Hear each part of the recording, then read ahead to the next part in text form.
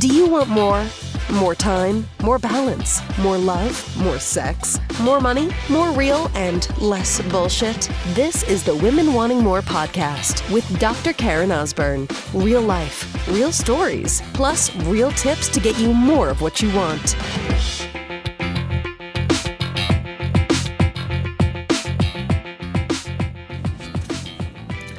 So, sister, I'm actually, just earlier today, I renewed the insurance on one of our vehicles, and it made me think of this lesson that I learned from the whole experience, and this is what I want to share with you today. So, this episode, I want to talk to you about this. Where in your life are you trying to cut corners? Are you looking for the easy way out? Are you trying to hack things? I talked about that in an earlier podcast episode, that you can hack everything, but kind of more so, like, where are you kind of being cheap, really? Like, where are you, like, nickel and diming it and thinking that I'm going to save some money here? So here's what happened. So I go in to get the insurance renewed, and what they had told me, say, look, at the liability you have, it's a little complicated, but in BC, where I live, Victoria, BC, Canada, the insurance is kind of broken into two different parts. So there is a provincial insurance that you must have as a BC resident that owns a vehicle in this province in BC. And so it's the absolute minimum, right? But then there's the other insurance, right? So beyond the, hey, if somebody gets hurt, your insurance is going to cover them or cover you. Beyond the, like, you know, it covers like your car getting fixed again, right? And or replaced. And so we've got what I thought was the highest insurance, because our vehicle that we have, this one, is also financed. So the requirement of any dealership is that you have to have that. Excuse me for the throat clearing. And so when I went in, he said, hey, right now the liability for that particular insurance is $1 million. And, we're actually recommending to clients is you don't have to, but to increase it to $2 million. I said, sounds good to me, because I know from a lot of financial advice that I've gotten that the best kind of insurance is the most that you can get. Insurance is this funny thing, right? Like, it's not sexy. You never feel like you're using it. It's not like you buy something and you get it. You're paying for peace of mind, right? You're paying for assurance. You're paying for, if something was to happen, like, you're covered. And sometimes you kind of hope that you never have to use it. You hope that, your house doesn't burn down. You don't have a flood. No one steals from you. You don't get in a car accident. But the reality is these things can happen. And so hence, that's why we have insurance. And so when he told me that, and when he told me as well, too, that in the province of BC, where I used to live in Alberta, he said it was different. In Alberta, there was a cap on how much people can actually sue you for. So if you get in a motor vehicle accident, there is a limited amount in Alberta, I don't know what it is, that they can sue you for. In BC, it is unlimited. There is no limit. So when he told me this, and when he told me what the price was to increase it from $1 million to $2 million coverage or liability coverage, and I go, well, how much is that? He goes, it's $30 for the year. I'm like, well, that's a no-brainer. Yes, please. I will take that. Thank you, sir. I might have another. Like, come on. That's like $2.50 a fucking month. It's not even $1 a week to increase it. Like, who would say no to that? And then I thought for a second, I was like, actually, I bet you a lot of people will say no to that. Because they'll go, well, I don't need it. I'm going to save money, and I'm just going to, I'll just get the cheapest. I'll just get the bare minimum. See, we can take a look at this as far as what we invest in things like insurance. Or we could take a look at what it's like to invest in things like, I don't know, like good clothing or bags or vehicles or whatever it might be. And like, I get it. If you're a sister with a very, very limited budget right now, you're probably hearing this episode and you're like, well, good for you. You have the money. Like, I don't even want to hear this bullshit. This is not what this conversation is about. But to me, it really comes down to this, is you buy the best of what you can do. And there are places in your life that you might cut corners, like toilet paper, all right? Toilet paper, I don't know, maybe paper for your fucking, your printer. But to me, it's like I'm almost struggling looking for another example to give for you, because I don't really have one. Like, what do you cut corners with food? No, it's your fuel. Do you cut corners when it comes to, what you maybe even feed your pets? No, because you feed them shit food, they're going to get sick and you have to pay more for vet bills later in life, right? Not to mention, you're going to have maybe a pet that doesn't live as long because you're putting shit food into them. Like, do you cut corners when it comes to, education for your kids or experiences. I mean, to me too, that's a hell no. Toilet paper? Maybe. Maybe that would be one that makes sense. I don't know, batteries? Maybe. That's probably about it, at least in my world.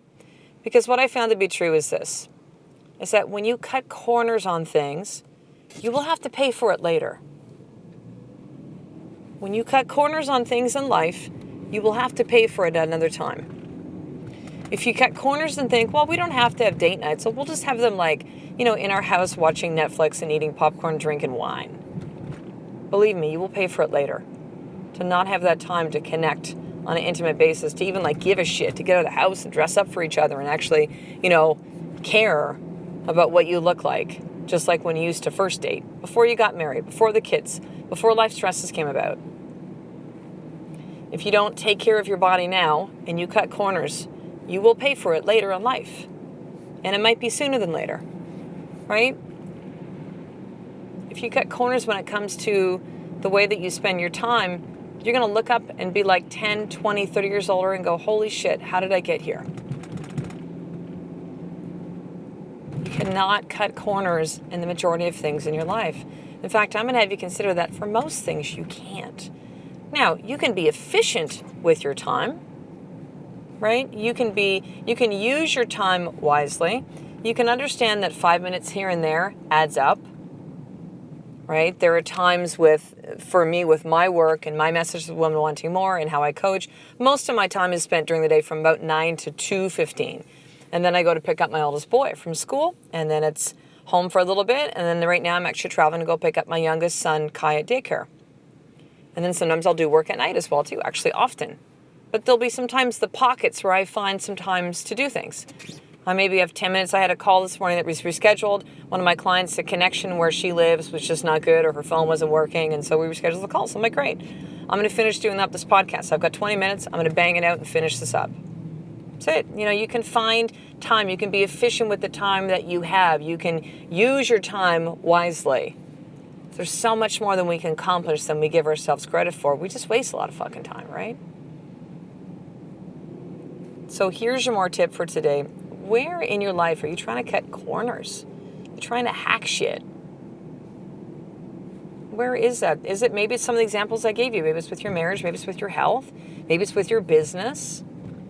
I see a lot of people that are trying to kind of coach, and they're trying to get a message out there, and they just want to put up Facebook ads and say, coach with me. And it's like, dude, it does not work that way. That's like taking someone out that's like dating someone and saying, hey, let's have sex.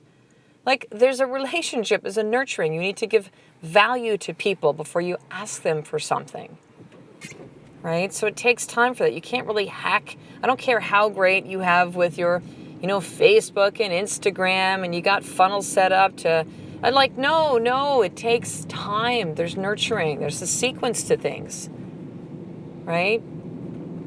Can't cut corners. I know people that have bought new homes. They've had, homes that they've had built. And they're 6 months in, they're like, shit, there's stuff that's going on. Because the builders have cut corners. So if you don't pay for it now, you're going to pay for it later. I assure you that.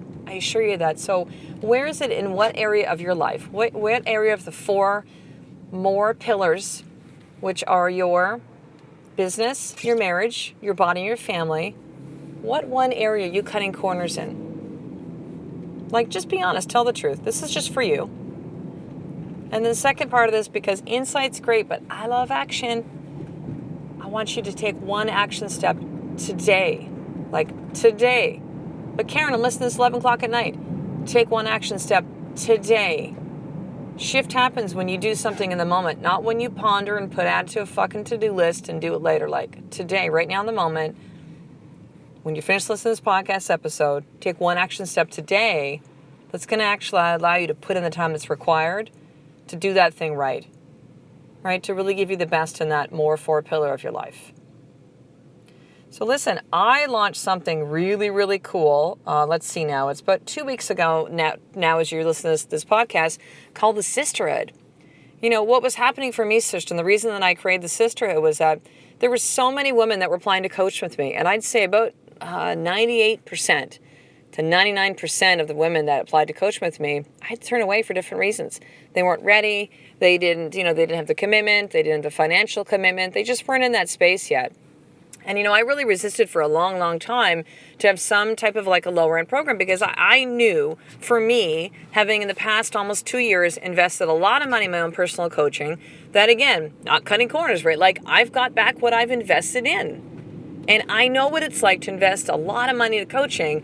I use it, right? I don't just go, oh, it's this amount of money, like it's no big deal, whatever, I'll do an online course, whatever, and I never really use it. And then go, okay, I just kind of threw that money away. So I know that when people invest a significant amount of money into their coaching, they actually tend to do the work. It's this funny thing, right? We invest more, we take it more seriously. And so I resisted creating like some kind of a community and a Facebook group and something where it was like a really low point of entry for a lot of the sisters that approach me that just don't have the financial means to coach with me one-on-one or in a group mastermind. And so that was really the creation of the sisterhood, and just realizing that I want to affect more women.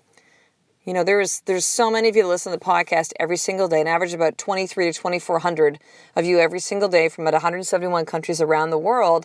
But I want to give you more than that. And so the sisterhood was created with that purpose in mind, for you to really connect with women around the world and be part of a community and a group of women like you, sister, that are committed to power in all of those 4 more pillars of their life, in their business, in their marriage, in their body, and in their family.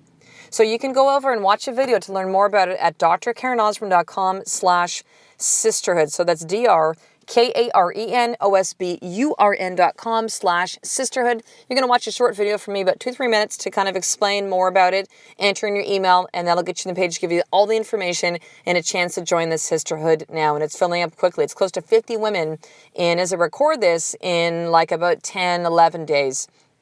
And the tuition will keep going up and up and up. So there's something when you go in, you're like, oh my God, this is awesome. You're seeing the shares of a lot of women that are already in the group. Like, God, I really want to be part of this group too. Then opt in now, because you were getting at the beginning, sister, depending on when you listen to this podcast. If it's months from now, you will not. But if it's around the time when this episode comes out, now is your chance to get in at the beginning and get locked in at that tuition that's going to be some of the lowest that you're ever going to see with my coaching program. So it's over at drkarenosborn.com/sisterhood. So I will talk to the next episode. A life of more is just one step away from you doing the fucking work every single day. I love and appreciate you. To get the show notes of each Women Wanting More episode, including the How to Get More tip, subscribe to the newsletter at drkarenosborn.com/newsletter.